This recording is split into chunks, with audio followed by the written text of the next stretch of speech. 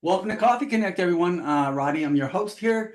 Uh, if you enjoyed today's conversation, you love making the connections that you're going to make.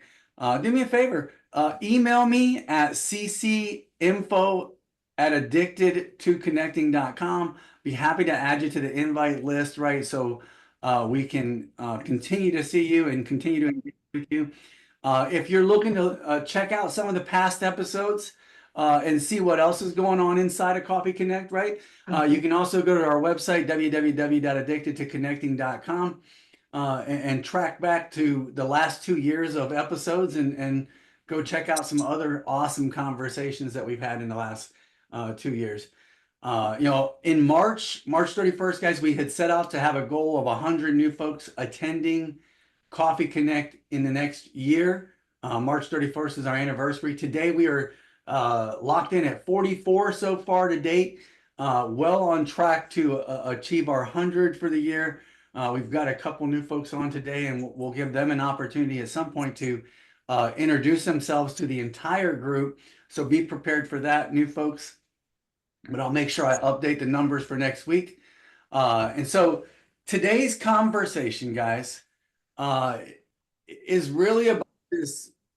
What can we do today? I don't know why I never even took away the Jeffrey D information over there. He appreciates the notoriety, right?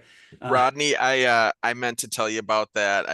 Oh yeah, I figured maybe nobody will notice, but oh well. Not a big deal.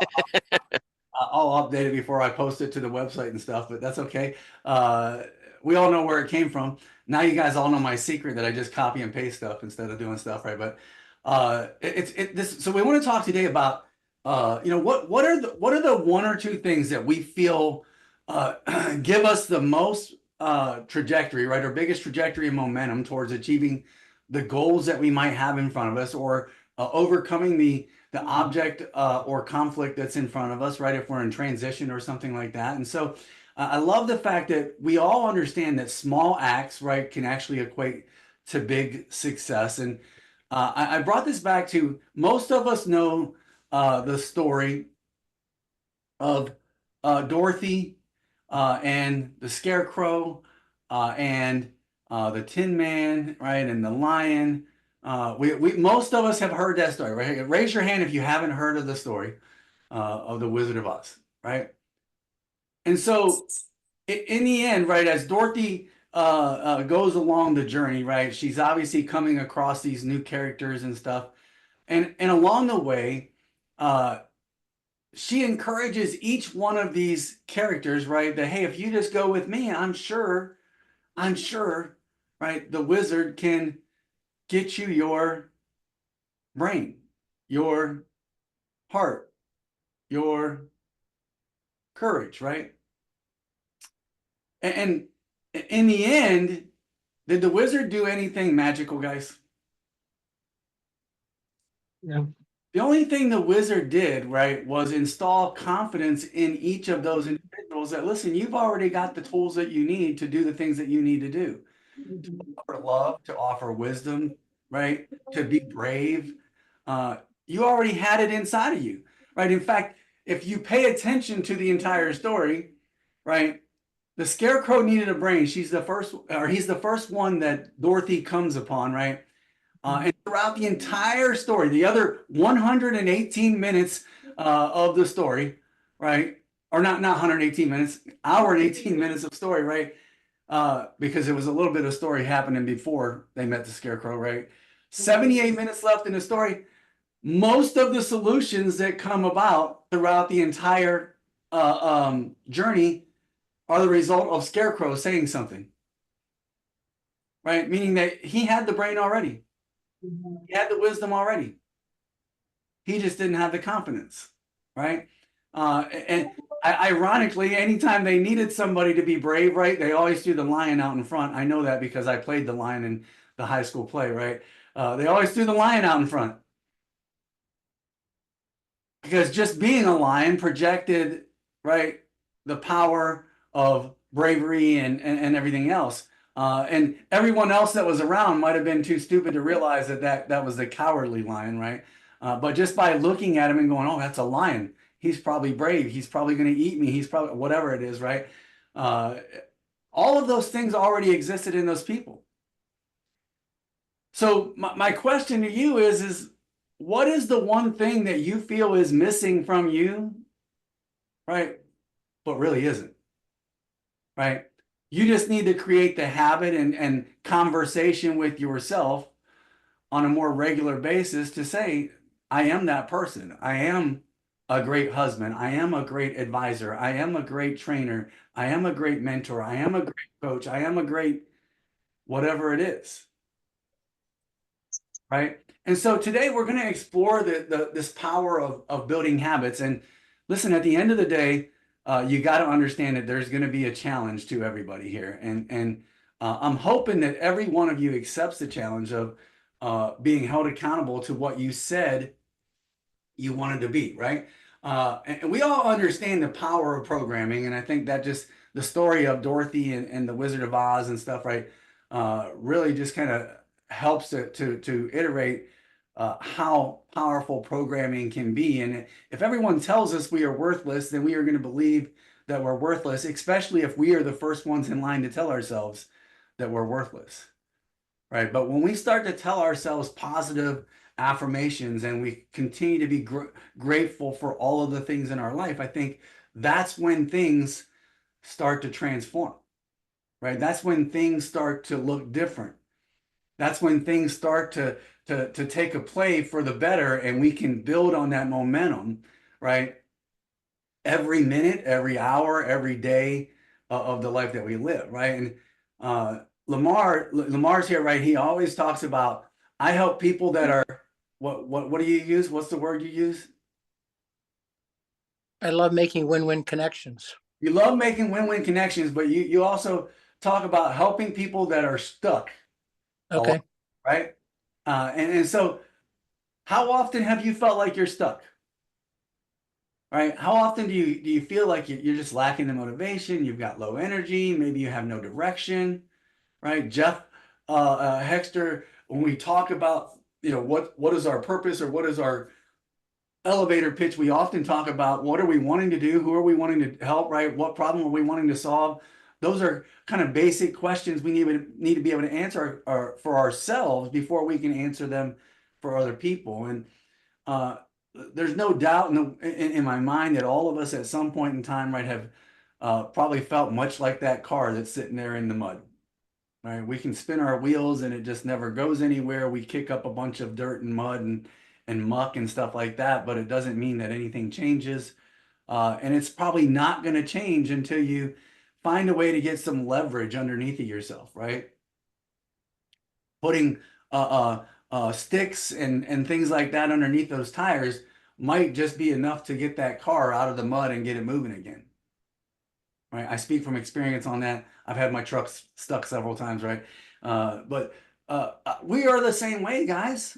We're no different in that matter, right? And so, first breakout room today, guys. I want you, first of all, I want you to be honest with yourselves, right? When you go into this, right? I want you to openly talk about what habits do you have today, right, that are either supporting or hindering your ability to achieve the things that you're looking to achieve.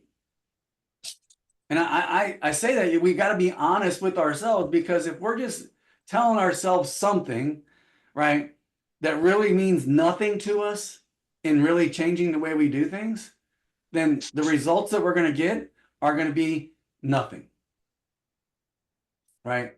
They're going to be nothing. So I'm going to recreate these breakout rooms. Does everyone understand what we're talking about? Good deal. Yeah, we'll go with 3 people per room. If you don't know the people in your room, please take the time to do a round robin, introduce yourselves, right? And then take a few minutes to talk about the conversation at hand here, guys. I've got them open. It is 10:17. We're going to go for about 9 or 10 minutes. And then I will see you guys back here.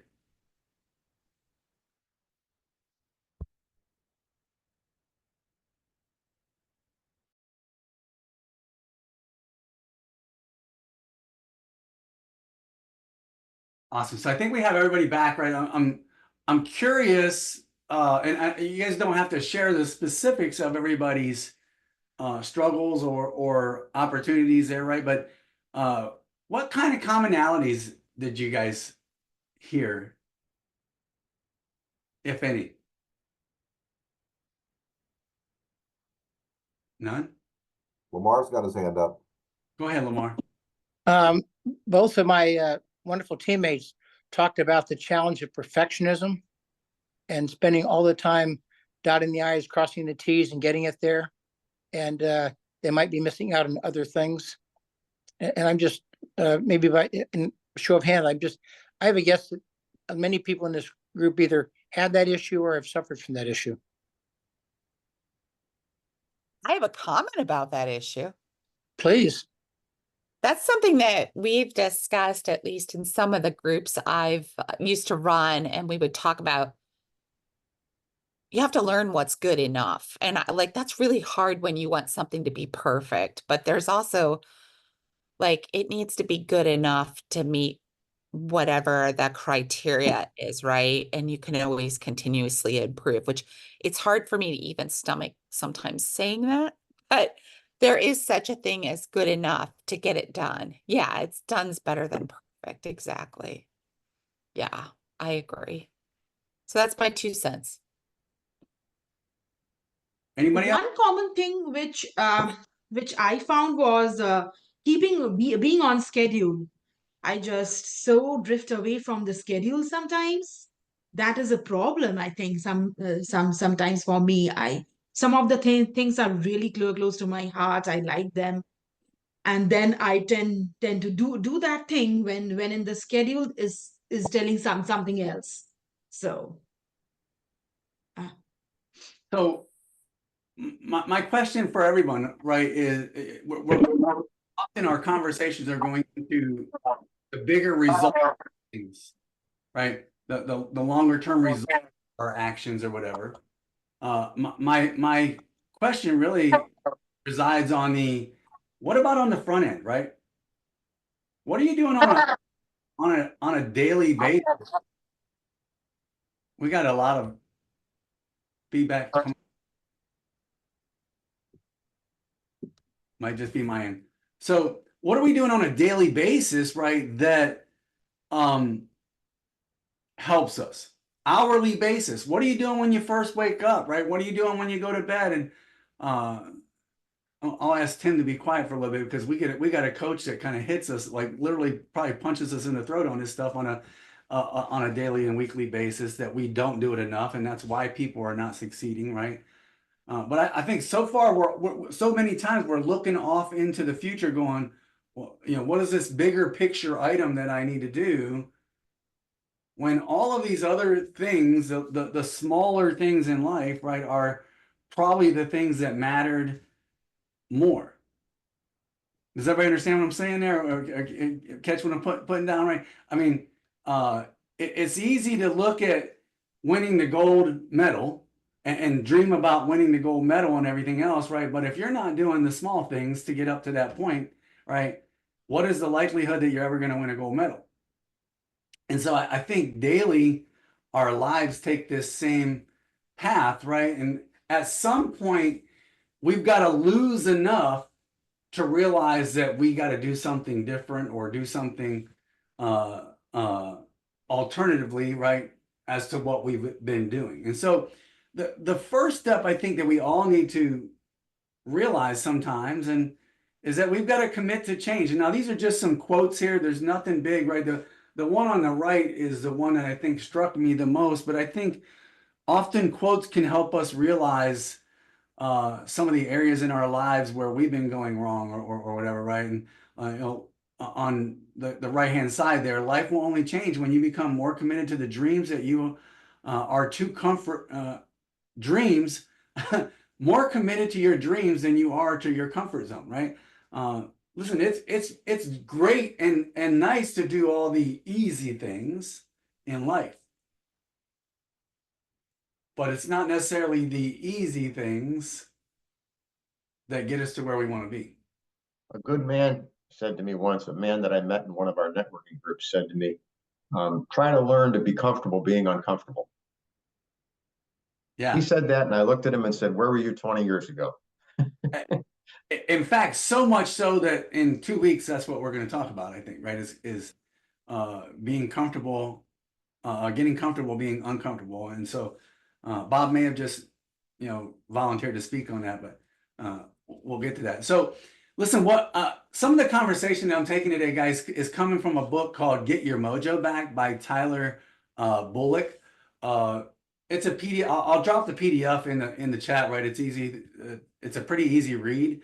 But he really walks us through kind of like this morning ritual, right? And I think for myself, I know I talked to Jeff and them. I said, these are things that I think could set me up for bigger success, even though I think my problem is down the road with emotional responses to things that might come up throughout the day. But, number one, wake up at 6 a.m.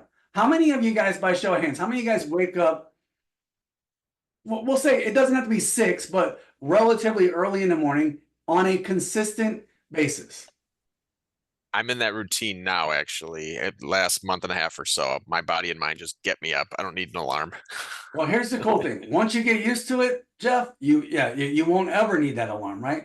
25 years, I woke up at 5 o'clock in the morning.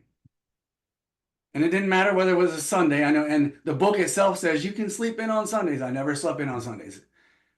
My body was going, hey, Rodney, it's time to get up. It's time to go to the ship or go to work or whatever else. And that's just what it was. And then exercising regularly. Now, I'm not going to go into the details. I think we all know that if you do some kind of exercise regularly, right, it gets the juices flowing, right, that allows you to think more creatively and do all of those things. Dr. Sarah, go for it. Did you have a question, or are you just raising your hand saying, yes, I wake up early too? I did not raise that, but yes, I have a 4-legged critter that gets me up at 4:30 every day, and then I do my tapping or breath work, and then it's workout all before 8 a.m. Yeah.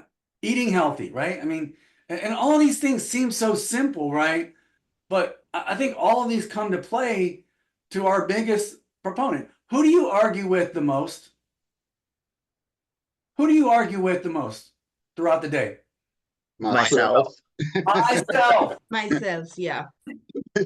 Argue with ourselves the most, right? And the more consistent we can get at things like waking up early, exercising regularly, eating a healthy diet, meditating, and stuff like that, right? Limiting our screen time. This is probably one of my biggest issues, right? I mean, I'm a squirrel kind of guy. Oh, look, a squirrel, right? And it happens to be that Facebook has a squirrel or LinkedIn has a squirrel on it 10 times throughout the day when I get notifications. I shut my notifications off on things.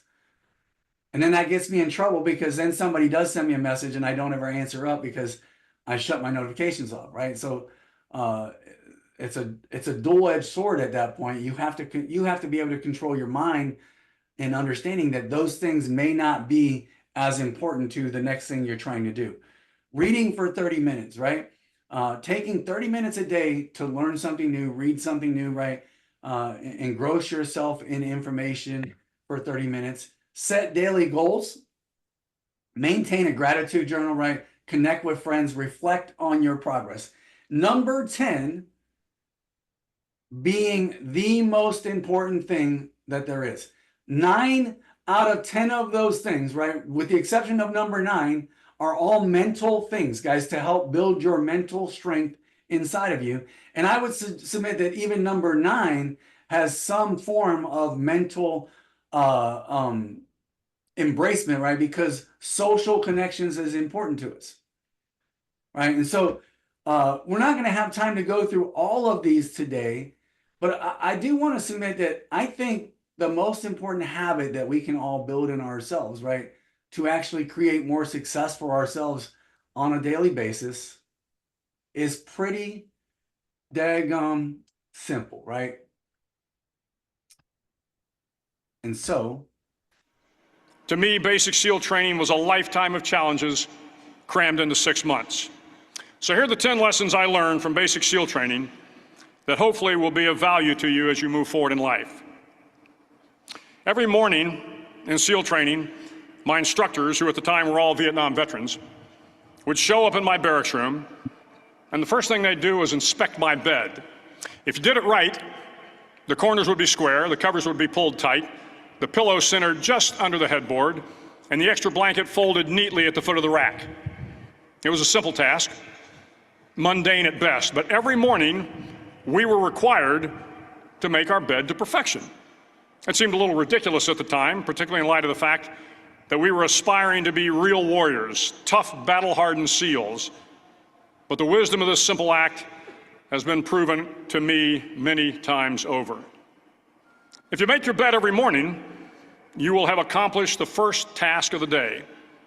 It will give you a small sense of pride, and it will encourage you to do another task, and another, and another. And by the end of the day, that one task completed will have turned into many tasks completed. Making your bed will also reinforce the fact that the little things in life matter. If you can't do the little things right, you'll never be able to do the big things right. And if by chance you have a miserable day, you will come home to a bed that is made, that you made. And a made bed gives you encouragement that tomorrow will be better. So if you want to change the world, start off by making your bed. So I'm going to stop sharing there for a second. I'm curious, like, how many of you guys go through life, right, with unmade beds, with dishes in the sink, with clutter in your life, right? And I see heads shaking no, but I also see a lot of heads not going any direction, right? John, go ahead. Go ahead. John. About the beds, and Rodney, you know, like in boot camp, if you didn't make your bed correctly, it was guaranteed that you would be running with your mattress on the marching party at 12 o'clock at night, talking about how you didn't make your bed right. So that was one thing that encouraged you. But the thing is, you know, it was our competition amongst all of us. Like, hey, we used to look at each other's shoes, beds, how we did our socks. We did that, and that's just, it is to start off that way, you know, making sure everything is organized and ready to go is a great way to start your day. If you declutter your life, my wife, I've been on this realm, guys, where organization has been on my mind, right? And I mean, I was not a big proponent of, I got to get file cabinets, I got to get all right. But I would say over the last 6 months to a year, Tim knows, I mean, I built some shelves down in my basement to kind of declutter my basement and stuff, right? And we just bought a new file cabinet because I was tired of my wife just getting the mail, paying the bills, and then leaving envelopes in a box stacked up, right? And I'm like, I can't do this anymore. To me, this is just a messy life, right? And if you walk through your life and you see those small messes around, right? I think it affects every other area of your life, right? And so I think it's important. And people say, you know, I want to go back to like COVID, right? We get sick or whatever. We get a cold. It doesn't have to be COVID. I mean, it can be just a cold, right? And everybody says, well, I don't understand how I get sick, right? I don't know. Did you wash your hands? Right?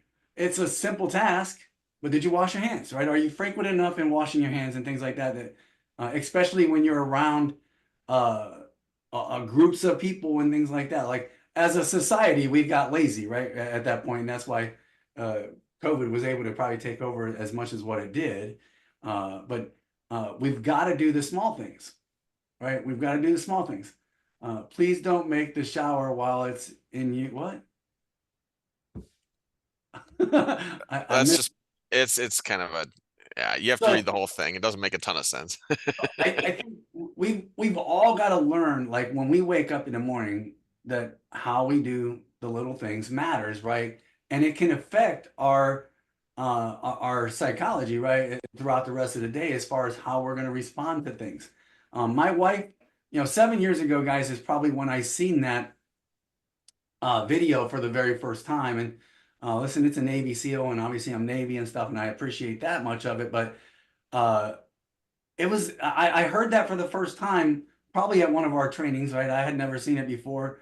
And from that day on, So my wife goes to work before I do, right? She gets up and she's out the door by 6 o'clock. So she's up first, and then I get up and I come downstairs with a purpose to make her coffee and get her breakfast and those things. But before I walk out of the bedroom, the bed gets made.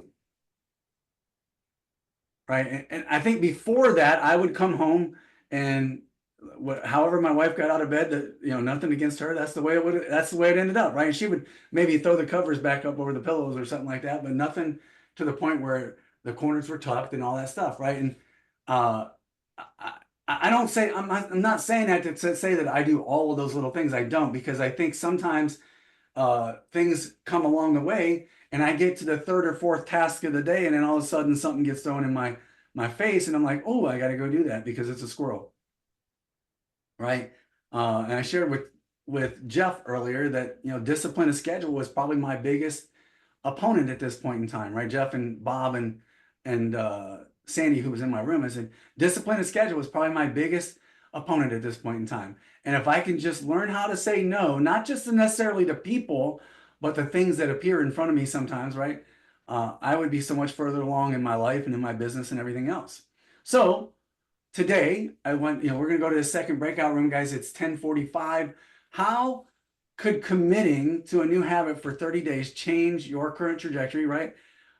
What habit do you feel may help you change the trajectory of your current goals, or maybe even your goals for 2025? And so I'm going to stop sharing.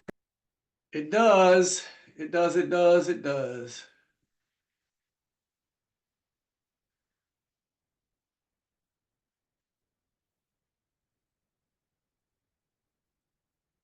There we go. I think that's everyone back now. Perfect. So awesome. Welcome back, everyone.